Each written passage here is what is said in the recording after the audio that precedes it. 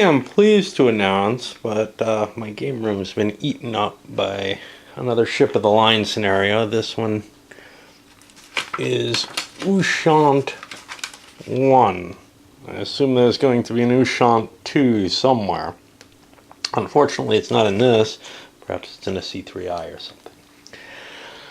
I would have liked to have left this system behind. There's no question there. However, I wanted to give a shot to using the written status sheets, and I'm actually breaking down and using the sheets. They're not quite large enough to hold a whole battle on one, and here's a really annoying factor. The large ships, the ships that are assigned larger numbers of values for things like manpower and firepower and rigging hits, and well, rigging hits are all going to be the same. That has a limit of 15. The larger ships are limited to one small section of the chart, which means if you try to organize your ships in any reasonable way, for example, the order they come on the board, which is one with this scenario, that doesn't work. You're going to have to scramble them up. I decided to go the way they're ordered, and the hell with whatever they've got, and if it doesn't work, you know, I may just step out of this game at this point, because I'm pretty damned unpleased with it in a lot of different ways. Okay. So, what's up with this battle? This is, what do we have? Admiral Keppel has captured French prizes. And now he's meeting a fleet off somewhere I don't know about, Ile de Luçon, engaging in the first major naval battle of the American Revolution. Neither Keppel nor the French commander, the Comte de Laville, opted to engage generally, and Keppel ends up court-martialed, kind of like Bing, for not bringing a general engagement on. However, he was acquitted of any mistakes. What do we got? Well, we have a wind direction of 2 and breezy. What did breezy mean? I think it meant we check more often for wind directions. It has a number of other effects. Damned if I remember everything anymore. Yeah, it's not here. Wind effects, 376. Well, 37's an annoying section because it's got pages without numbers on them. But 376 is here.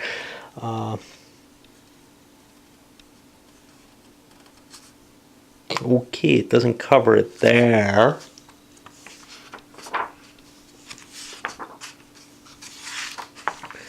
Maybe it covers it here in the optional rules. Wait, wind effects? No. Well, shit, I don't remember. God, I hate this thing.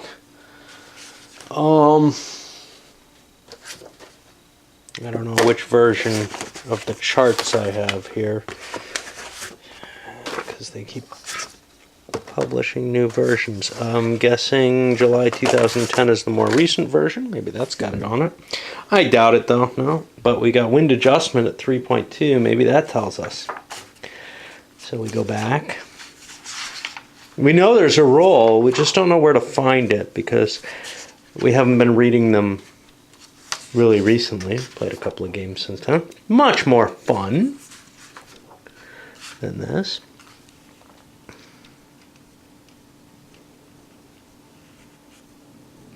Yeah, it doesn't say here either. How about that? Well, that ain't too shocking.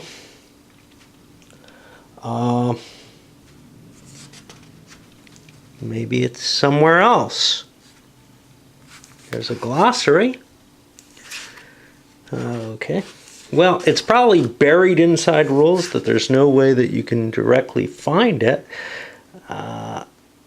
Maybe it's that drifting only happens every other turn or something. Yeah, I don't remember what breezy means. Maybe it's in the playbook. Maybe it's hidden somewhere. You know, this is how easy this game is to pick out. Right? Wind. Well, that's a random scenario. Wind. No, that's not going to help. Yeah, well, damned if I know, and in a lot of ways, damned if I care. So, anyway, another factor in the rules that's different. Now, the last one was breezy, but there were special rules about the wind. I seem to remember this one has the wind adjustment change. Every 5th turn is the normal.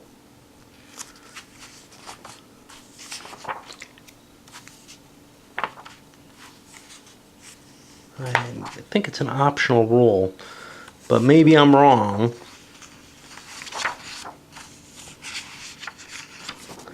Certainly doesn't seem to be where I'd expect it in the normal rules, right? Wind effects. We looked at this already. Yeah, that's wind effects on combat. There's not going to be a general place for it, and of course, this being GMT, there's not going to be a reference to the main rule if you're looking for something. The index is just not sufficient. What about this? Yeah, so that means drifting is going to happen every turn, if I recall correctly, because here it says it's every other turn. That's what I vaguely remember.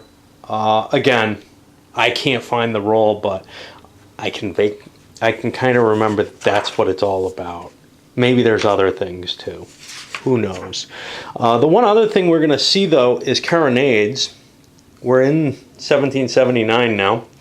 And for the rest of the game, there's going to, or for the rest of the games that I might play, which probably is just this one, and then never again, we see the British fire has +1 from carronades. Now, it's interesting here because when you look here, it says cumulative carronade bonus.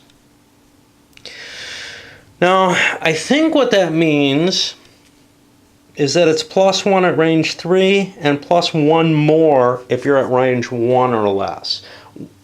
There doesn't seem to be any rule for if you continue pounding them with carronades, you're getting more bonus, which is, of course, what I would think it would say when you're adding that cumulative and a big question mark and all this. However, we can't be certain about that.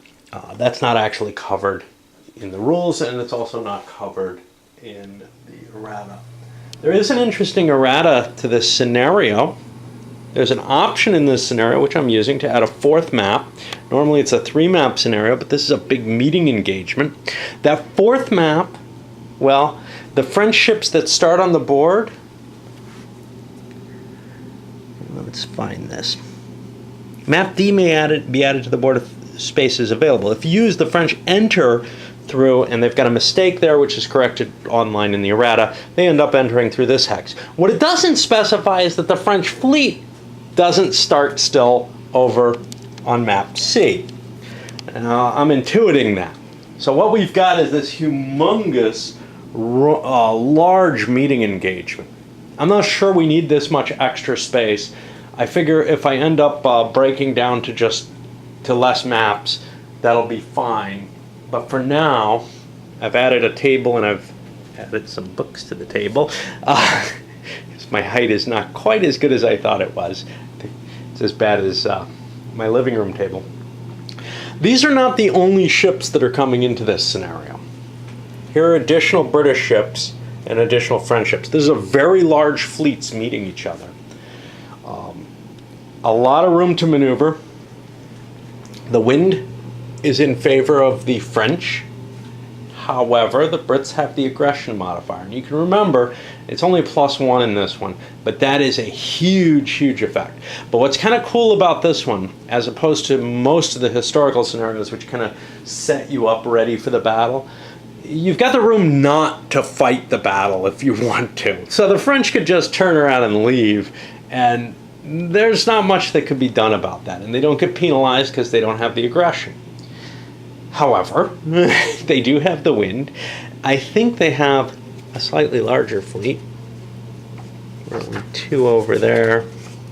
Two over there. No, they're about the same number of ships. I don't know what the quality of the ships are. I'm not really too worried about that right now. But what we have is, first of all, the English are better at close range. The French do not want to close. Not with British having carronades. The French do not in this. French fire has no carronades here. Even later, when carronades become more popular, the French still don't have as many, so they're not going to have that advantage. Anyway, what this does allow you to do, though, is to break up into squadrons and build your own sort of approach to the battle. And I think that's sort of the big advantage of this particular scenario. Whether or not it's nice enough that it'll make the system interesting, I think it'll be fun setting up the battle, moving up towards it, the approach. I think it'll suck no matter what, counters or no counters, actually fighting it. It's just too unpleasant. And that's really the biggest thing. It's the unpleasantness that hits me. And the fact that there's nothing to counteract that.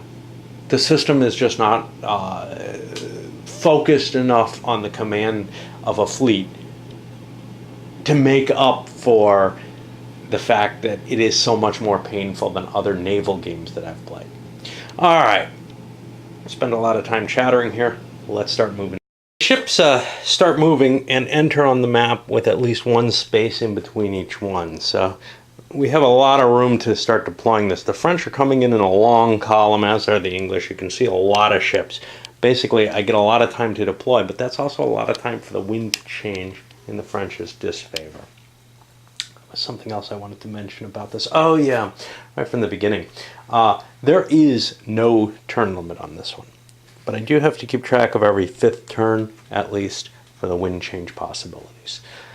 All right, well, we'll start bringing ships further and further on the line. I mean, we got a lot of space here to cover, so it's not just going to be a quick collision like some of the other battles. And I get to kind of form up my squadrons into the type of formation I like. And that, like I said, that is what's exciting here. So I can try, to build deeper formations or try lines and test them out with this scenario. It seems like a good one to test out and play out, see what works best. For the French, though, they want to keep their distance. And I didn't learn that in the last battles. Shoot the sails out and start cutting the British fleet's mobility. I've got infinite time on this one. I can try to do that, I think. Now, at the beginning of the game, the admirals aren't on the board. You're allowed to extend their command off-map, and indeed you can extend their command from on-map onto off-map and from off-map onto on-map during this approach stage, according to the scenario rules. The English finally have a commander on the board, which means I can start to worry about a command that's not just a single line of ships. Unfortunately, 1, 2, 3, 4, 5, I don't have a lot of room to do that. So unless I'm turning this entire formation and sliding it, there's not a lot going for it. And I don't want to go that way because then I'll be approaching the French completely against the wind, and that'll have me incapable of attacking them, even though I can move quite quickly in that direction. And I can't really go this way because that's right into the wind. So I'm kind of hoping for a wind change. Maybe start trying to collect up a formation, but I've got a lot of room to bring things on the map and start moving them together into some sort of line of battle. For the French, well, I've already gotten some of my ships out of command. It doesn't really matter at this range, but whatever. To mention, there are some other additional rules for this one that I didn't cover. First of all, the wind should be changing every 3rd turn, not every 5th. I'm going to say the first time it didn't have a chance, so on turn 6 I'll be checking. But also, remember, the wind's a little heavier.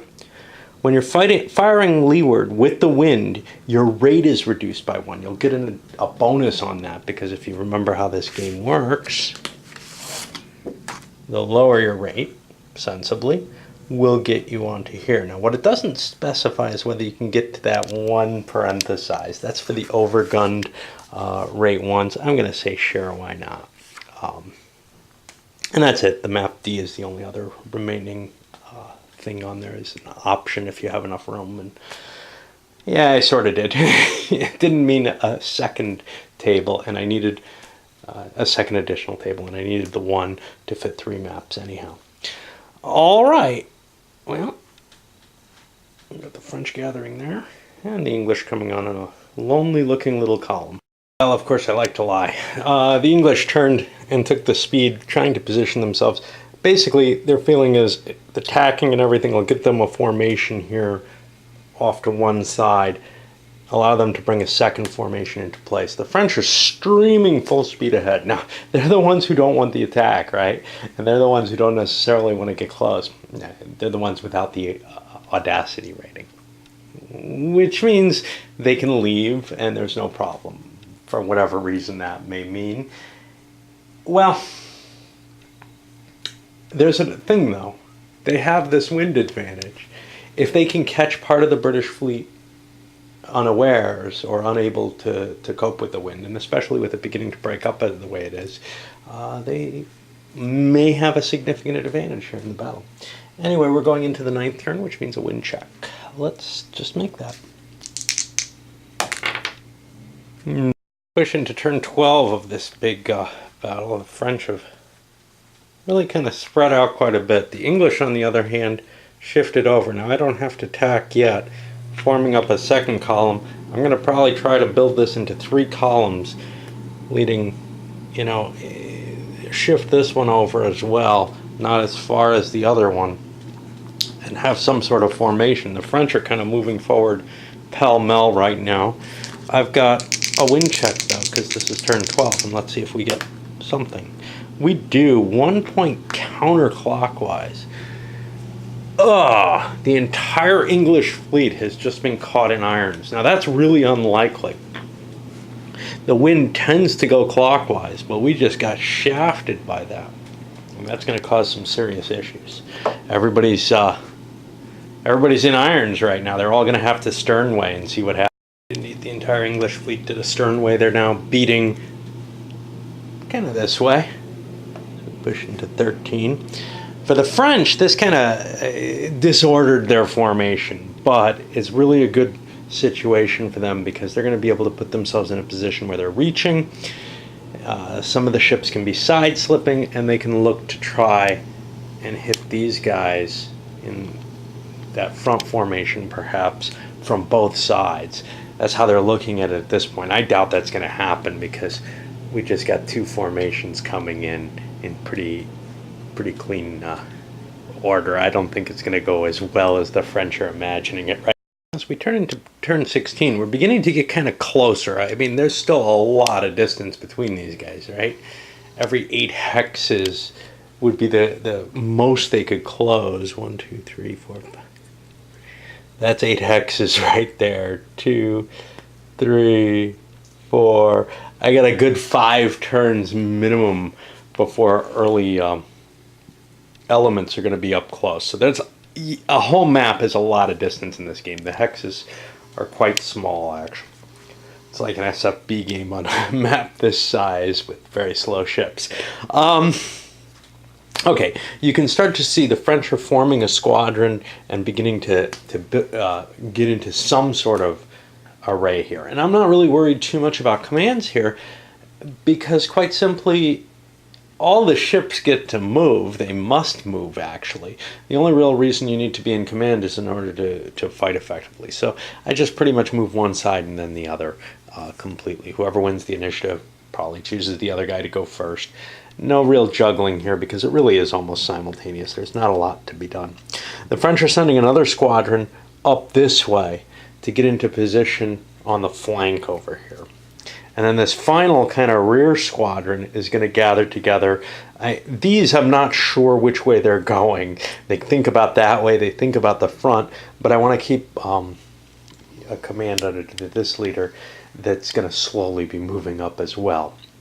Not quite sure how I'm going to deploy that. But I would like to hit early while the wind's still in my favor, whatever that means. But I don't want to hit as a sort of strung out column. Moving ahead in column is one thing, although I'm choosing not to do that. I'm forming more of a not even a line, multiple line, is my goal here. I think those work pretty well. For the English, pushing one down to this side, and this one, well, I can start to string it out into a battle line, essentially. I can do that with both, but there are a lot of English ships not yet on the board. The entire French fleet is on the board, however. I want to touch on something. I'm really enjoying this, the game of maneuver before the battle starts. This is kind of what I had hoped for from this game, one where the focus was on maneuvering into position to launch those battles, and the actual battle would just be kind of a random dice fest, which in a way this game kind of is, but without all the detail that this game forces on you. I had been hoping for something much more along the lines of maneuvering fleets into position for battle, and then resolving it at a very abstracted level. Not a victory in the Pacific level, but certainly something no more detailed than Fighting Sail was. Unfortunately, this is much more detailed on the ship-to-ship basis than Fighting Sail. I don't know how much worse Wooden Ships and Iron Men gets. And another sequence between a wind changed chance, none happened. This French rear squadron seems to be kind of scattering a little bit, and this one's stretched out all over the place too. But we're forming up a nice little formation there. That's ready, but I gotta wait for some wings to come into place. I may launch an attack with that, but I don't know. Over here, the English are struggling, kind of trickling in still, very slowly, still a lot left. And we had some tacking here. We're going to try to maneuver this thing into some kind of formation, but the problem is we got this stupid wind going right against us, and we kind of want to position ourselves up that way. That's why these guys shifted over, but we're having a lot of trouble forming up into something, and there's kind of this mixed view. You know, I moved these couple thinking, I gotta position myself against them, but I've got this worry. I don't want something slamming up through my center that I can't react to. Well, another wind change, and again counterclockwise. This puts all of these in irons as well as this, but these guys have all slipped into a reaching mode. Now, the problem is they need to swing around so that they're beating again, but these guys need to get themselves into that reaching mode so they can sweep down at the French. The French are also reaching. These guys beating. And here we've got running and reaching mixed. Overall, still in the French advantage, but not quite the same way it once was, except these guys are going to be spinning around to be into a reaching mode. The wind is just in our favor right now for the French. Well, we're getting close to the period where the fighting's actually going to be starting. The French vanguard's already almost within striking distance. 1, 2, 3, 4, 5. Just not quite. These guys are only going speed 3 right now. I'm checking that, but the French aren't going to be able to turn up and face them at any reasonable speed, though. They'd be beating if they did that, right? Does that make sense? Right now they're reaching. If I was facing like that, I would be beating, yeah. Which is what the English are doing. This formation, it's a little strung out still, but then again, so is the English formation. In fact, both of them. And this one in much worse shape. The English they have their van up here. Sort of the center's forming into this long formation to take this guy on, but he's got a lot of room to go where he's beating wind. These guys have been backing sail to try to prevent themselves from hitting the English too quickly. And then we've got a rear line coming up to swing around and take its place as a second or maybe third line where we start seeing some more density in the English fleet. All right, no wind change, obviously.